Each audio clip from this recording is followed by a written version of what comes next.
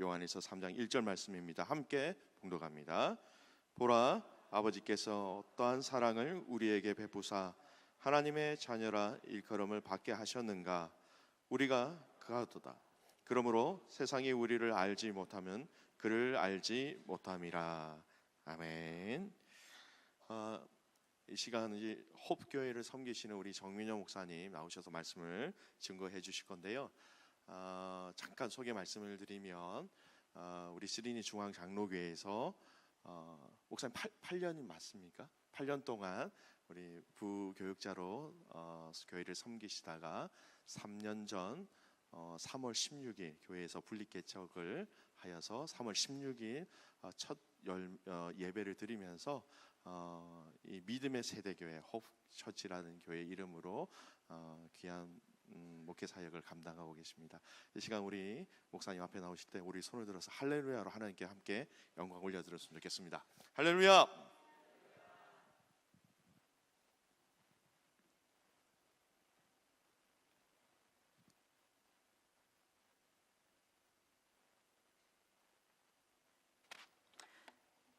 어, 3년이 지났는데요. 시간이 변했고 섬기던 장소가 변했고 제 마음도 변했고 저희 집의 아이 숫자도 변했고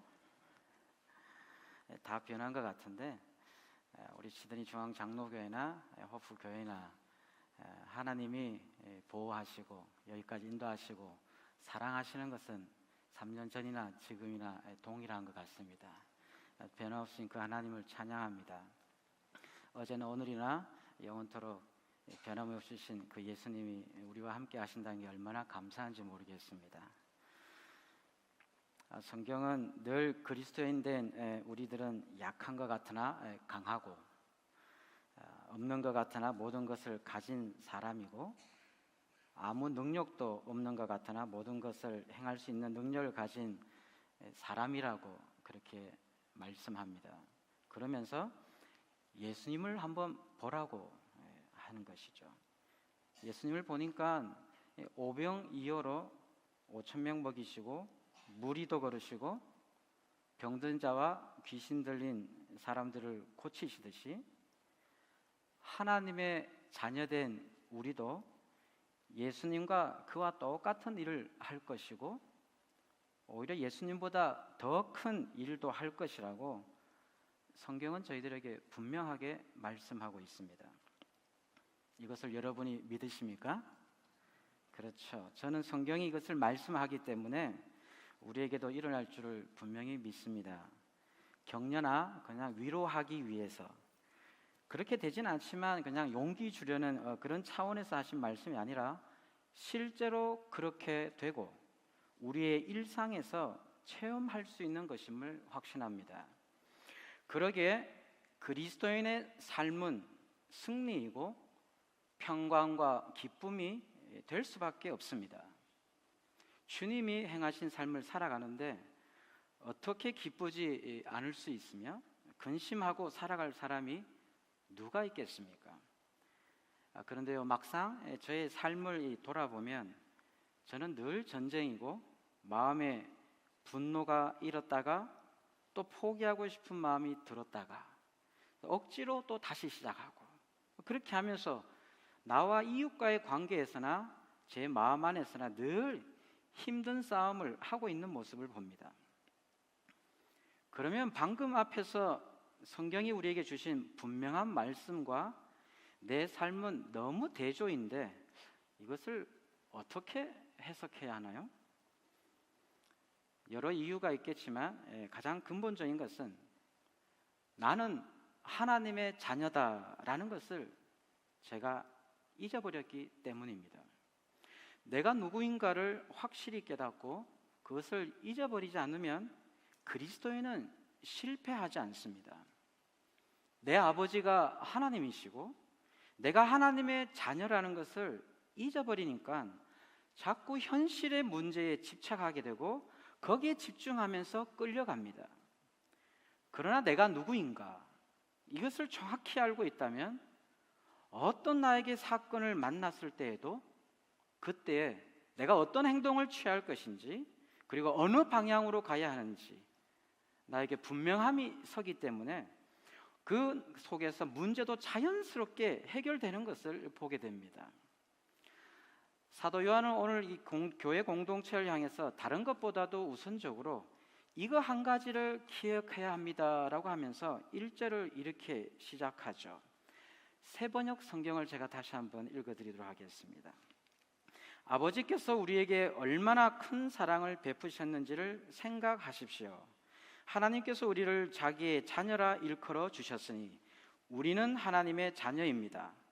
세상이 우리를 알지 못하는 까닭은 하나님을 알지 못하기 때문입니다. 성도 여러분, 우리가 여러 근심과 나를 답답하게 하는 일들이 있더라도 그 문제 앞에 직면하기 전에 이 고백을 먼저 놓치지 않고 기억했으면 좋겠습니다. 나는 하나님의 자녀지. 온 세상을 창조하신 하나님은 내 아버지이십니다.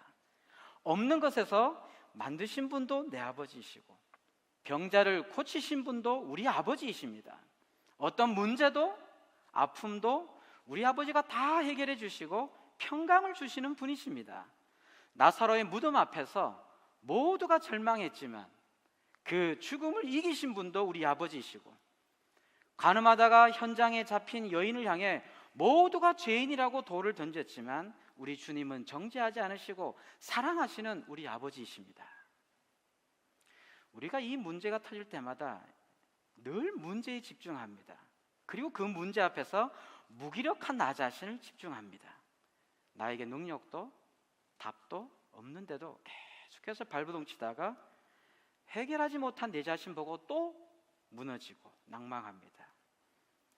이런 모습은 세상의 당연한 모습입니다. 그러나 그리스도인은 문제 앞에서 나 자신을 보지 않고 하나님을 바라봅니다. 하나님을 생각합니다. 하나님에게 그 문제를 들고 나아갑니다. 하나님, 이것 어떻게 할까요? 내게는 힘이 없는데 내가 어떻게 하면 좋을까요? 하나님께서 지혜를 주세요. 하나님 내 아버지지 않지 않습니까? 아버지가 해답을 주세요. 제가 다른 것을 찾지 않고 아버지에게 이거 들고 왔습니다. 그렇습니다. 자기의 고민을 들고 오는 자녀를 향해서 그래, 그 네가 알아서 해 라고 말할 아버지가 어디 있겠습니까? 자녀를 사랑하는 아버지라면 자녀의 문제를 자기의 문제로 여기고 해결해 주시지 않겠습니까?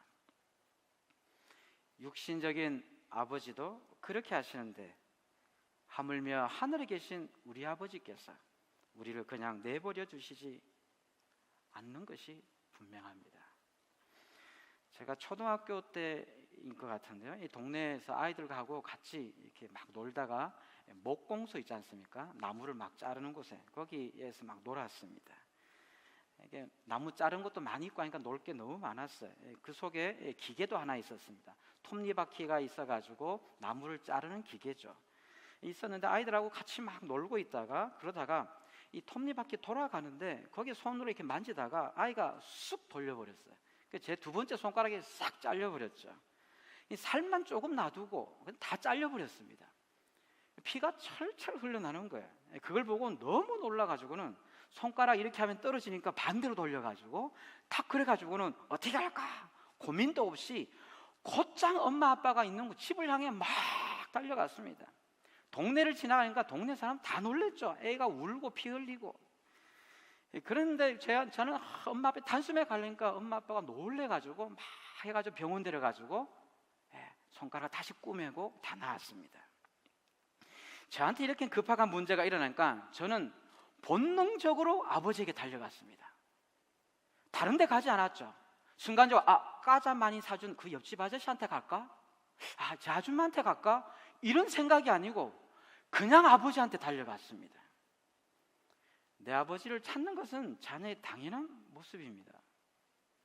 성도 여러분, 우리 아버지는 하늘에 계신 하나님이십니다.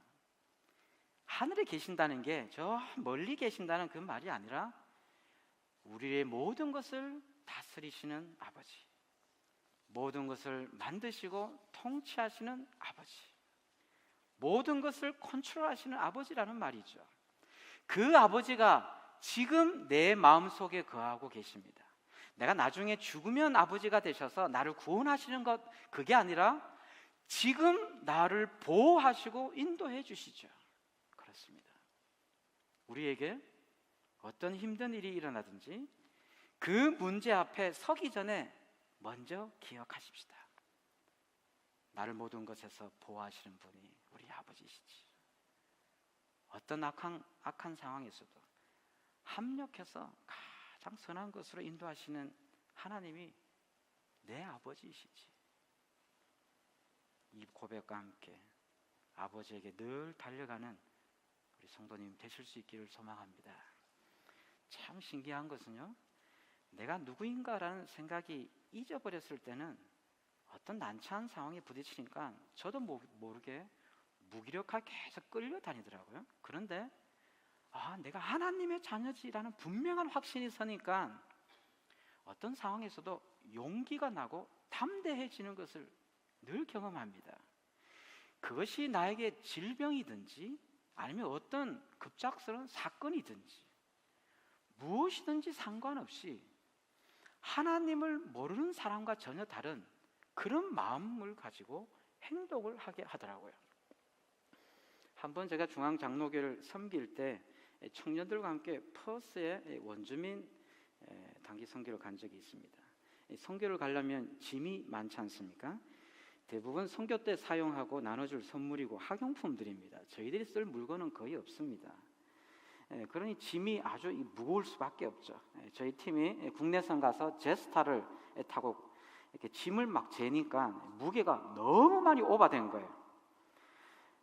그래서 제 기억으로 오버했다고 짐값만 해도 1,000불 이상 훨씬 넘어가더라고요. 우리 재정은 딱 정해져 있는데 너무 큰 금액이 나오니까 이거 어떻게 해야 하나라고 고민을 했습니다. 모든 팀들이 고민했죠.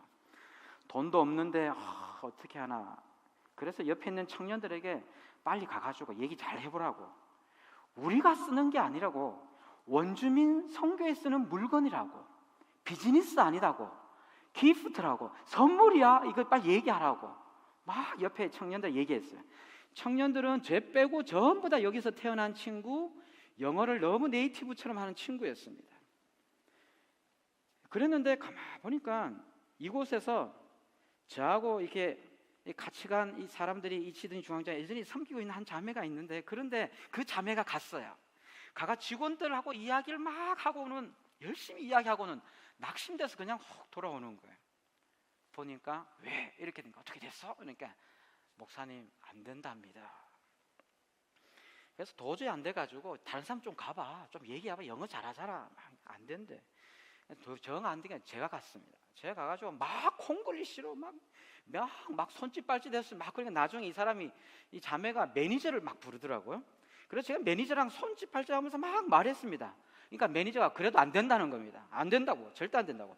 비행기 정책상 안 된다고, 정확히 받아야 된다고. 그래서 막 또 얘기했죠. 당신이 가야 하는데 우리가 간다고, 당신 가야 되지 않느냐, 당신 민족 아니냐, 근데 우리가 간다, 장사하러 가는 거 아니야, 다 선물 주는 거야. 막 얘기하고 난 뒤에 마지막에 God bless you 이렇게 하고 휙 돌아서 나왔습니다. 하늘 복 받아 이렇게 한 거죠. 저는 확 낙심이 됐습니다. 그런데 그 매니저가 다 이거 앉았는데, 그 매니저가 가만히 사무실에 다시 쑥 들어가는 거예요. 들어갔다가 다시 쑥 나오더만 조금 나와서 저를 막 부르는 거예요. 그래가지고 제가 또 보니까 이렇게 저를 부르는 건데, 근데 청년들이 해가지고 뭐 영어 하면 제가 못 알아들으니까 야 빨리 가봐라, 뭐 부른다 이렇게 하니까, 근데 목사님 불러요. 그러니까 네? 그러면서 같이 가자고 막 불렀어요. 같이 갔습니다. 막 가니까 청년하고 그 매니저가 막 얘기하는 거예요. 근데 매니저가 막 웃는 거예요. 청년이 막 웃는 거예요. 그래서 제가 물었죠. 같이 옆에 있으면 제가 못 알아들었어요. 뭐라고 얘기하냐, 얘기 좀 해봐라. 목사님, 비행기 값 이거 짐값 이게 반값으로, 하프로 반값으로 해주겠다는 겁니다. 목사님이 마지막에 하프 프라이스라고 했다면서요, 이렇게 하는 거예요. 그래서 그 사람이 지금 반값으로 상사랑 얘기해서 허락을 맞았다는 겁니다. 근데 나는 God bless you 하고 끝에 왔는데 뭐 하프 프라이스, 전혀 지금 앞뒤가 안 맞는 거예요. 제가 알고 가만히 생각해 보니까 그 호주 매니저가 제 발음을 하프 프라이스로 들었다는 겁니다. 아무리 콩글리시지만 어떻게 그렇게 들리는지 모르겠어요. 뭐 어쨌든 간에 그렇게 들렸든 뭐 이렇게 들렸든 들리게 하셨든 중요한 것은 반값으로 같다는 게 중요합니다. 성도 여러분, 저희가 하는 일이 분명하고 장사하러 가는 것이 아니라 선교하러 가고 그들을 세워주러 가는, 우리는 하나님의 자녀라는 분명함이 있으니까 콩글리시고 영어고 막 다른 거 없이라도 담대히 말할 수 있었던 것이죠. 아, 내가 실력 키워서 가야 되겠다, 그게 아니라 하나님이 내 아버지이기 때문에 그냥 가서 말하는 거죠. 하다 보면 하나님이 만들어 가주시는 거죠. 그 다음은 일은 하나님이 해결해 주시니까 하프 프라이스로. 그렇습니다. 하나님의 자녀는 담대합니다. 하나님의 자녀는 확신이 있습니다. 하나님의 자녀는 문제 앞에서 세상과 다른 행동을 합니다. 세상은 고개를 절레절레 흔들고 어리석다고 너 어리석으라고 말하더라도 하나님의 자녀는 주님이 말씀하신 대로 걸어가 버립니다. 세상이 감당할 수 없는 용기입니다. 저희 교회는 지난 3년간 작은 교회였지만 이런저런 어려움과 힘든 일도 많았습니다. 그러나 하나님의 자녀답게 용기 있는 모습들을 가지고 여기까지 오게 된 것을 조금씩 보게 됩니다. 교회 성도님들은 모두가 하나의 목표를 가지고 왔는데요, 그것은 바로 믿지 않는 영혼들을 구원하기 위한 섬김과 헌신입니다. 현재 저희 교회는 7개의 셀이 있고 그 셀이 매주 주중에 매주 모여서 리더의 집에서 식사하고 아이들을 축복하고 서로의 삶을 나누고 그 속에서 함께 기도해주고 격려해주고, 그리고 믿지 않는 사람들, 우리는 VIP라 그러는데 VIP와 선교를 위해서 기도하는 그런 모임을 매주 가지고 있습니다. 지금 대부분의 셀마다 모임에는 믿지 않는 가정이나 아니면 혼자 자매나 형제나 아니면 싱글들이 대부분의 셀에 참석을 하고 있습니다. 교회는 나오지 않지만 셀 모임에는 나오고 있죠. 이들이 교회로 나오고 세례받는 것이 셀의 목표로 삼고 있고 저희 교회의 방향성으로 삼고 있습니다. 그런데 VIP들이 그냥 나오지 않더라고요. 리더인 이 부부와 셀 식구들의 적지 않은 섬김과 헌신을 먹으니까 3개월, 6개월 혹은 1년 혹은 2년이 지나고 나니까 모임에, 그것도 셀에, 교회는 아니고 셀에 나오게 되고 조금씩 마음을 열게 되더라고요. 작년 11월에 셀에서 섬기고 기도하던 한 자매가 세례를 받았습니다. 놀라운 것은요, 이 자매를 위해서 우리 공동체 한 성도가 11년간 시드니에서 기도하던 자매였습니다. 11년간 기도했는데 드디어 자기 눈앞에서 세례를 받은 것이죠. 이 자매는 펜니스에서 버우드까지, 그랜빌 아닙니다. 저희 교회는 버우드 쪽에 있기 때문에 펜니스에 살고 있는데 매주 토요일에 스트라스필드에 있는 그 셀 모임에 매주 저녁에 옵니다. 애들 3명을 차에 태우고 한 번도 빠지지 않고 오더라고요. 비가 와도 오고 아이가 아파도 오더라고요. 왜냐하면 아파도 거기 가면 돌봐주는 사람이 있으니까. 자기가 감당 못하니까 아픈 애 데리고 가면 거기에는 셀에 있는 식구들이 도와주니까 자기 편하잖아요. 그러니까 아파도 데리고 와요. 애들 한번 베이비싯이 3자리가 있으니까 3명 다 아기를 베이비싯 해야 돼. 한 번 끼우는데 한 15분 이상 걸려요. 애 하나 끼워놓으면 하나 도망가 버리고, 도망겨 오셔놓으면 또 도망가고, 잡아놓고 한겨울에 벌벌 떨면서 갑니다. 그러면서도 셀 모임에 옵니다. 비가 억수같이 오니까 기존에 있던 셀 멤버는 안 오는데 그 자매는 옵니다. VIP는 교회에서 하라는 대로 다 하더라고요.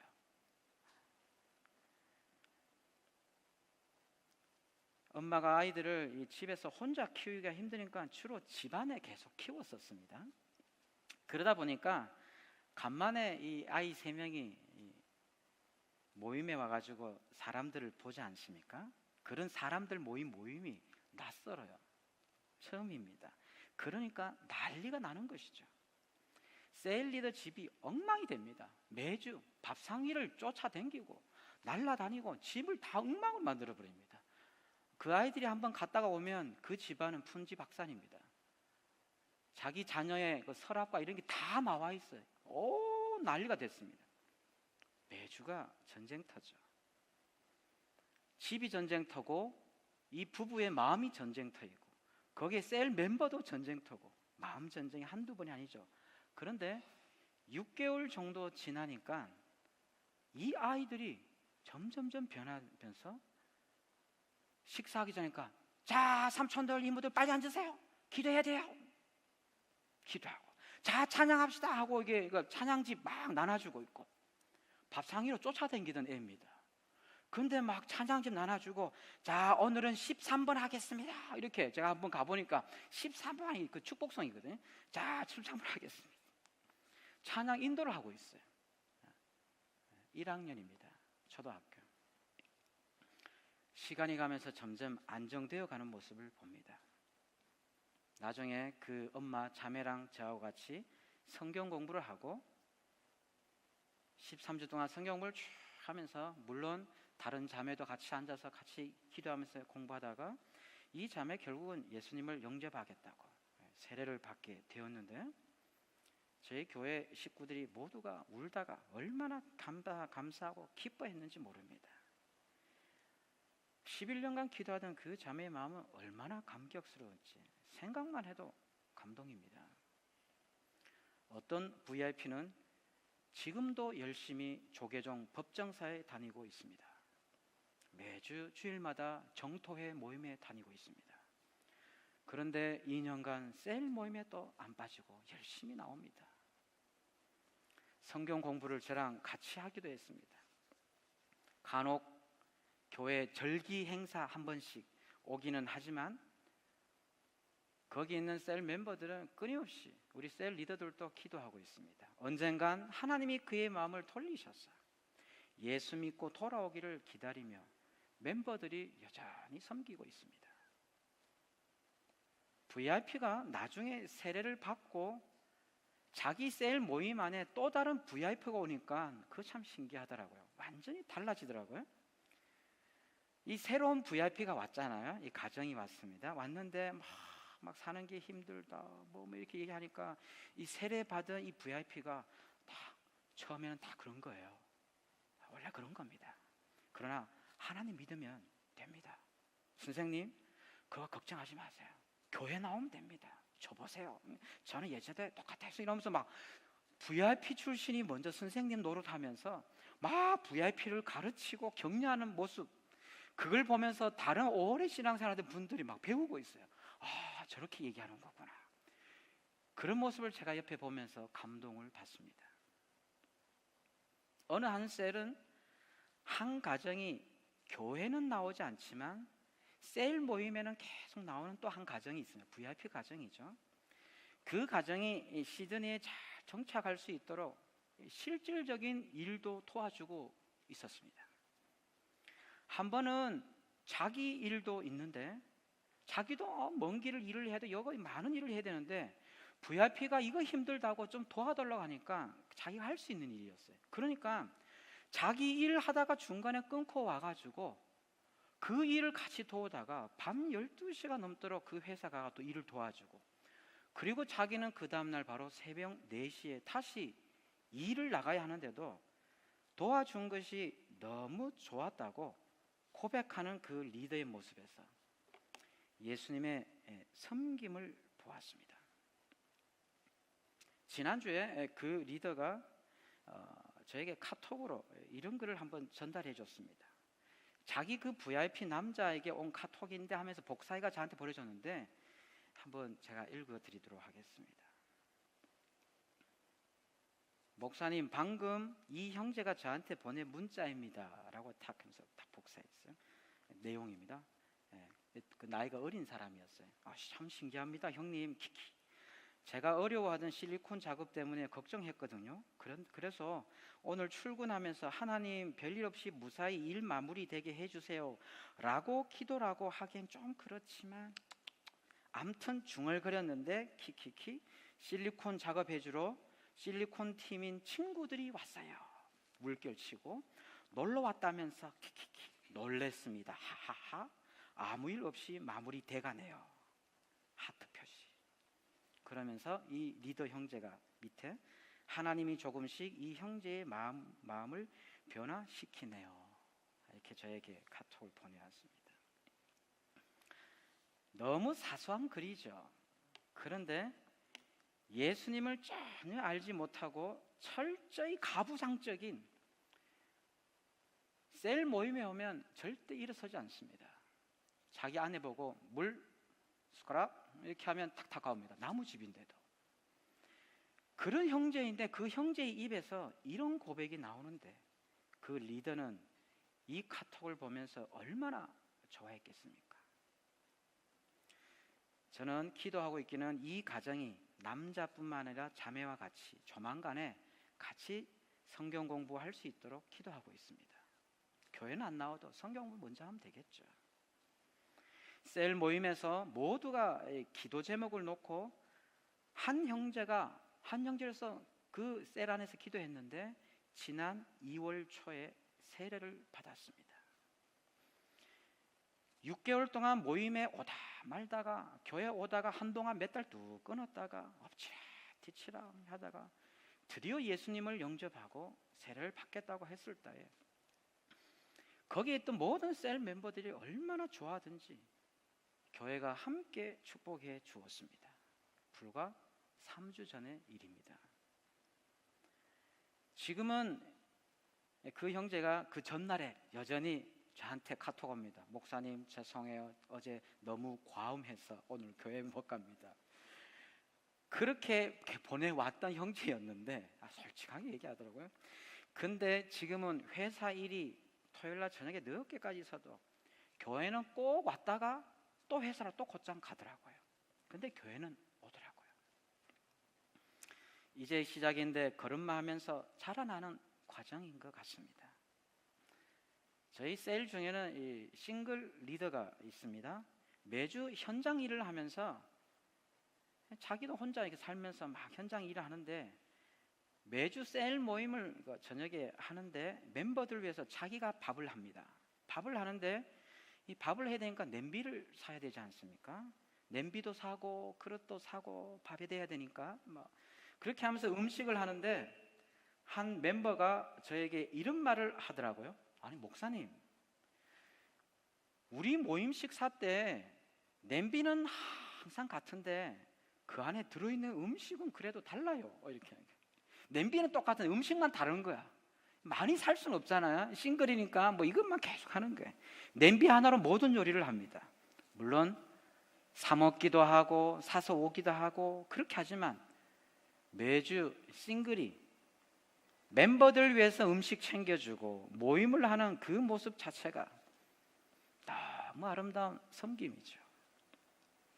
워킹 친구들이나 자기랑 같이 똑같이 현장에서 일하는 그 애들 점심 때 그들 먼저 밥 챙겨준다고 자기는 안 먹고 그렇게 섬기면서 토요일 저녁에 우리 모임에 한번 와봐 같이 밥 먹자라고 하는데 그렇게 하면서 기도한 형제가 이번 주 토요일 날 온다고 저한테 연락하면서 좋아하더라고요.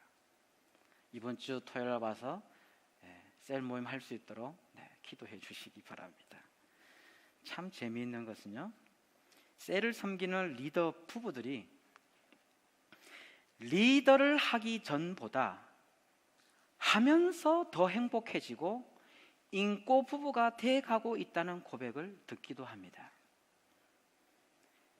셀 모임 하기 전에 모임 전에 대판 싸웠는데 사안이 많이 이래 했는데 이전 같으면 차 타고 셀 모임에 가다가도 싸우면 오늘은 안 된다 차 돌려라 문자 보내 이래가지고 급한 일이 있어서 문자 보내 이렇게 할 텐데 자기가 리더니까 이게 급한 일이 있어서 셀 모임 안 할 수도 없고 어떻게 할 수 없죠. 울며 겨자 먹기로 그냥 하야 되죠. 그런데 막상 멤버들 만나서 열심히 밥 해가지고 밥에 먹고 나누고 기도하고 마치고 나면 언제 두 사람이 싸웠는지 그거 싹 없어지고 둘이 막 설거지하고 있고 뭐 얘기하고 이제 그 사람 그 얘기했지 어떻게 기도할까 그 사람 문제 힘들었지 그러면서 그러다가 한 번씩 얘기한답니다. 아까 우리 뭐 했지? 우리 싸웠잖아 이렇게 한답니다. 그러면서 싹 끝나버린다는 거예요. 섬기니까 성장하더라고요. 섬기니까 예수님을 닮아가고 섬기다 보니까 내가 먼저 용서하게 되더라고요. 지난 1월 달에 한 달 전이죠. 한 해를 시작하면서 저희 공동체 안에 3주간 자원하는 사람들만 강제로 하면 안 하더라고요. 자원하는 멤버들과 같이 다니엘 금식을 했습니다. 그런 야채 먹고 이런 금식을 했습니다. 그 기간 동안 공동체 멤버들 모두가 간절히 기도하던 제목이 하나 있었습니다. 비자가 이상하게 꼬여가지고 2번이나 신청했는데 리젝트 당해서 이제는 법무사도 포기한 상태인데 이제 2번 거절했기 때문에 이제 답이 없다는 겁니다. 그래서 마지막까지 이 자매는 금식하면서 마지막 붙들었죠. 기도했죠. 그런데 하나님이 놀라운 방법으로 우리가 생각하지 않는 전혀 다른 방법으로 비자를 나오게 하셔서 모두가 환호치고 그 밤 10시에 성경 공부 자고 있는데 카톡에 문자 와가지고 목사님 어디 오세요? 거기서 우리 축하 파티합니다. 빨리 마치고 오세요. 마치면 10시 반인데 그 집 가가지고 그 셀 리더 집에 가가지고 또 케이크 들고 막 박수 치고 그게 밤 12시에 좋다고 막 이렇게 하고 그게 바로 한 달 전의 이야기입니다. 그 기간 중에 또 누구는 영어 시험이 합격하고 VIP가 드디어 셀 모임에 나오기 시작했다는 그런 기쁨도 있었고 이런저런 이야기를 그런 사건과 해프닝들이 있더라고요. 물론 지금까지는 좋은 것만 이야기해서 그렇죠. 진짜 힘듭니다. 어려운 일도 참 많았습니다. 3년이 어떻게 지나간지 잘 모르겠어요. 돌아서니까 3년이라 목사님이 설교 한번 하시지요 이렇게 해가지고 3년이 됐네요 이렇게 됐습니다. 그런데 돌아보니까 그 모든 과정은 저를 훈련시키고 교회를 다듬어서 하나님이 쓰시고자 어떤 용도에 맞게 준비시키는 과정이라는 그런 마음이 듭니다. 그러고 보면 신앙은 연습인 것 같습니다. 머리로는 알고 있지만 해보지 않아서 익숙하지 않고 몸이 안 움직여져서 하지 않고 또 하지 못하고 있더라고요. 섬김의 연습이 익숙하지 않고 그러다 보니까 또 VIP 처음 보니까 20년, 30년 모태신앙, 40년 신앙생활 해온 분들은 내 주변에 VIP가 한 명도 없기 때문에 어떻게 그 사람 오면 말을 시작해야 될지 무슨 말을 해야 될지 정말 기상천외한 대답이 나오고 전혀 엉뚱한 대답이 나오고 어떻게 대답해야 될지 모르겠어요. 대화 주제가 너무 다릅니다. 뭐부터 시작해야 될지 전혀 모르다가 한 번, 두 번 만나가 얘기하다 보니까 조금씩 배워가는 것 같습니다. 계속 엑서사이즈 하는 거죠. 하루 종일 멤버들 음식 준비했는데 셀 모임을 위해서 그날 온종일 준비했는데 모임하기 30분 전에 까똑 리더님 오늘 바빠서 못 가요. VIP가 못 온다고 하면서 퇴짜를 딱 놓았을 때 그 사람 때문에 음식 다 준비하는데 힘들어서 때려치우고 싶다 이런 마음 들기도 하고 실컷 섬겨가지고 세례를 줬어요. 모든 걸 투자해가지고 그래가지고 결국 세례 받겠는데 이런저런 이유로 다른 교회로 또 타지로 싹 가버리고 셀에 있는 멤버들과 작은 마찰로 인해서 모임에 오니 안 오니 하다가 결국 모임에 안 온다고 해버리고 열심히 음식 준비하고 섬겼는데 왜 나는 더 안 챙겨주냐고 누구는 싸주면서 나는 왜 안 싸주냐고 삐지고 가는 VIP에서 이건 또 뭐야 그러면서 그 리더의 속이 더 힘들어서 다 타들어가는 거죠. 언제까지 해야 되고 어디까지 해야 되겠냐. 이게 과연 옳은 것인가? 계속 할 수 있을까? 하고 정말 마음 힘들기가 한 번, 두 번이 아니죠.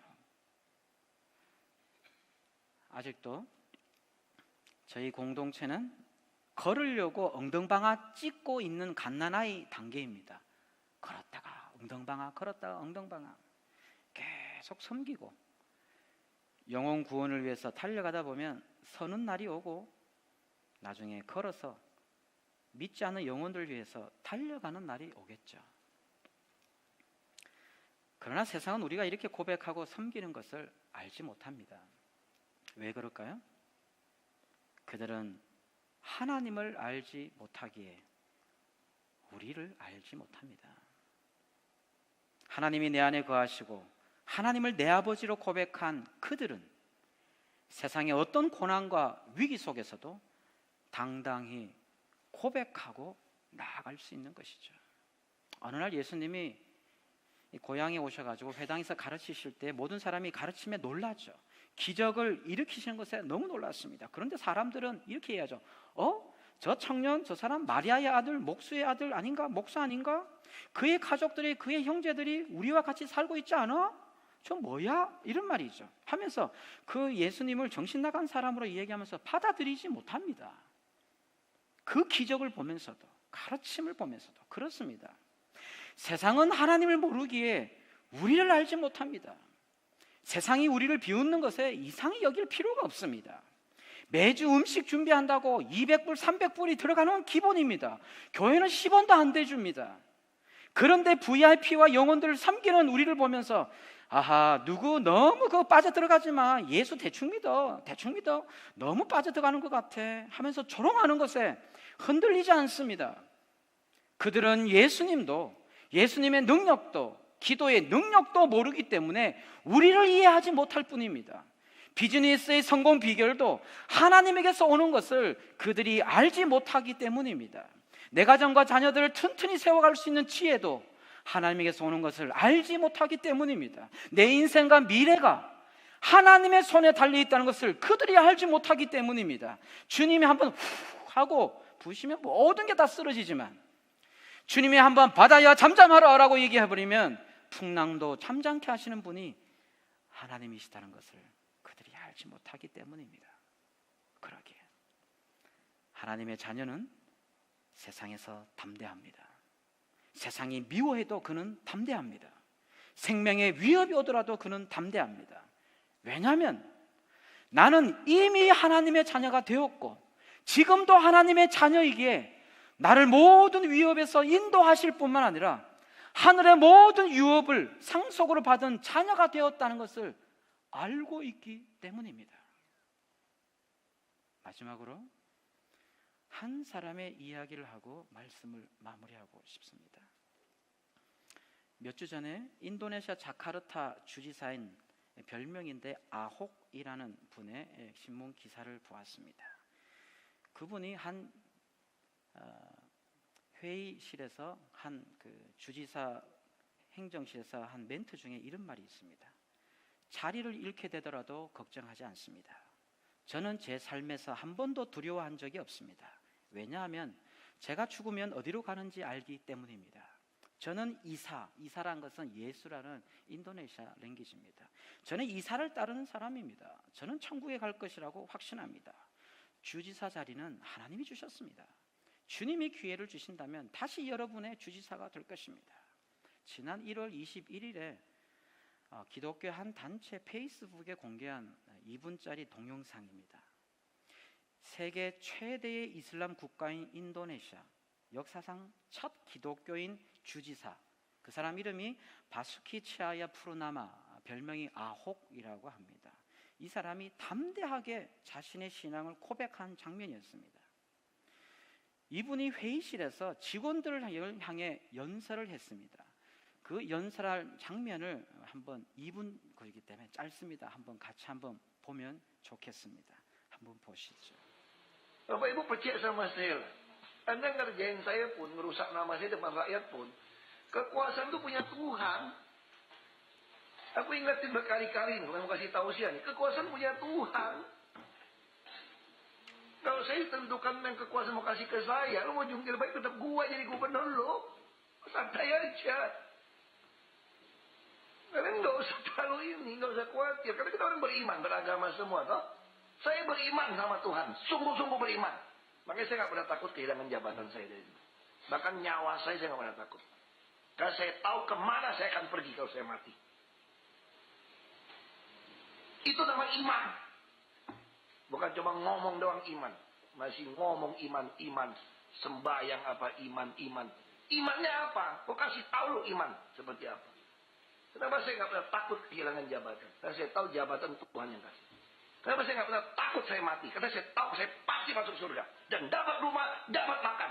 Itu jaminan Nabi saya. Saya pengikut Nabi Isa. Jelas janjinya. Pasti masuk surga, pasti dapat rumah, pasti makan. Itu iman saya. Makanya saya nggak pernah takut. Lu kalau cuma masih setengah-setengah, nggak usah ngomong sama saya. Nggak usah iman. Ini keterlaluan ini. Ini manfaatkan moratorium nih, nggak bisa ganti nih. Kok lapor presiden? Kok mau ganti nih, Pak? Ada orang bilang, oh Anda Ahok persiapan ganti untuk orang dia. Udah, kufur dulu deh. Saya serius, betul-betul. Saya ini serius nih untuk perbaiki negeri ini. Saya serius ini. Kalau nggak ngapain saya masuk ke politik, Bapak Ibu? Kurang kerjaan saya masuk ke sini sebetulnya. 인도네시아는 세계 최대 강성 무슬림 국가입니다. 인구 87%는 2억 5천만 명이 무슬림이죠. 아혹 이 주지사가 자신의 신앙을 밝힌 이유가 있습니다. 왜냐하면 최근에 그에게 닥친 송사, 법적 문제 때문에라고 합니다. 그는 지난해 12월 13일 날 이슬람 경전인 코란을 모독했다는 혐의로 기소돼서 첫 재판을 받았습니다. 그는 법정에서 자신은 어떤 경우에도 코란을 모독하지 않았다. 아주 이렇게 사람들이 이렇게 하나를 얽어먹으려고 그렇게 된 거죠. 이분은 2016년 작년 9월 말에 자카르타 주지사 선거 유세에 코란 구절을 인용했습니다. 그런데 이슬람 근본주의자들이 무슬림이 아닌 아홉 주지사가 무슬림 경전을 인용한 것 자체가 신성 모독이라고 주장하죠. 그리고 나중에 극단적인 보수 무슬림들이 동조하면서 이 아홉 주지사를 비난하는 시위에 나서고 결국 신성 모독법 위반 혐의로 기소됐습니다. 지난 11월 말에는 20만 명의 사진을 보시면 20만 명의 이슬람 집회가 열리고 계속해서 반대 집회가 열리고 있습니다. 점처럼 보이는 저거는 다 위에서 찍은 사진입니다. 오토바이 타고 이게 어제 신문 기사인데 엄청 난리가 났습니다. 어제 시위를 또 했다고 기사를 오늘 찾아봤습니다. 12월 27일 열린 두 번째 재판에는 성남 무슬림 시위대가 법정 앞에서 데모를 하고 수많은 시위대는 알라후 아크발, 이게 알라는 위대하시다 이런 뜻 아닙니까? 외치면서 주지사 감옥에 보내라라고 요구했습니다. 근데 지금 이 사진은 뭔 사진이냐면 이 주지사가 2014년도에 첫 자카르타 인도네시아 수도지 않습니까? 주지사가 됐어요. 그때에 이 인도네시아는 소수민족 이분이 중국인인데 화교 출신입니다. 그는 기독교인으로서는 처음으로 주지사가 됐습니다. 아주 2014년 이슈가 됐던 때였습니다. 되니 많이. 마치 이거는 미국의 무슬림 흑인이 뉴욕 시장이 된 것과 같은 일이죠. 아홉 주지사는 자카르타 관료 조직을 개혁하고 부패 청산 나서고 그러면서 최근 예산을 가지고 이 서민들의 복지 확대하고 이러니까 폭발적인 인기를 누려서 70%의 지지율이 육박했다는 겁니다. 그러니까 이 반대파들이 저항도 커지면서 이름하여 아홉포비아, 아홉 공포증이 확산되고 있다는 말입니다. 손을 들고 한 개 손을 이렇게 책 위에 얹어져 있죠. 이 책이 성경책입니다. 목사님이 들고 있죠. 뒤에는 전부 다 무슬림들입니다. 이 사람이 성경책을 들고 선서를 하고 있습니다. 나는 이렇게 하겠다. 하나님께 맹세하겠다. 이 사진입니다. 목숨을 내놓는 거죠. 두 번째 재판의 사진입니다. 이렇게 들면서 여전히 나는 그렇게 하겠다. 왜 무슬림들이 이렇게 이슈가 되냐? 제가 좀 더 찾아보니까 자카르타 지금 주지사 한 번 더 되면 2019년 인도네시아 대통령 선거가 있는데 대선에 대한 모형이 주지사입니다. 자카르타 주지사 이퀄 대통령 이렇게 된다고 합니다. 난리가 났죠. 무슬림들에게. 사랑하는 성도 여러분, 하나님 아버지가 우리를 향한 사랑이 얼마나 크고 놀라운지 그 사랑을 깨달은 사람은 죽음을 두려워하지 않습니다. 지금도 그 한 사람이 여기 있습니다. 우리는 이미 하나님의 자녀가 되었기 때문에 자녀된 이들은 오늘 또 담대히 세상을 향해 이렇게 외칠 수 있습니다. 하나님이 살아계십니다. 하나님은 내 아버지이시기에 나를 인도하실 것입니다. 그 아버지 앞에서 나는 오늘 또 담대히 아버지의 길을 당당히 따라가겠습니다. 그것이 자녀된 나의 당연한 모습이기 때문입니다. 저희 호프교회는 마지막 사진인데 이렇게 고백하면서 계속해서 나아가고 싶습니다. 작년 말에 야외 예배 때 찍은 사진 그 다음 장에 나와 있습니다. 사람이 좀 빠져 있지만 있습니다. 저희 호프교회는 예수님을 닮은 교회, 잃어버린 영혼을 구원하여서 제자로 만드는 교회, 모이기보다 흩어지는 교회, 쌓아놓기보다 나누어주는 교회, 섬김과 순종이 몸에 배인 교회, 그래서 하나님이 찾으시는 한 사람이 있는 교회, 아홉 주지사와 같이 자신의 목숨을 내놓고도 세상을 향해 주님의 이름을 당당히 외칠 수 있는 한 사람이 나오는 교회, 그 교회로 설 수 있도록 어머니처럼 늘 사랑해 주시고 기도해 주신 시드니 중앙장로교회 성도님들께서 기도의 자리에 서실 때마다 호프 교회를 위해서 기도해 주시기 바랍니다. 말씀을 기억하면서 우리 찬양했으면 좋겠습니다.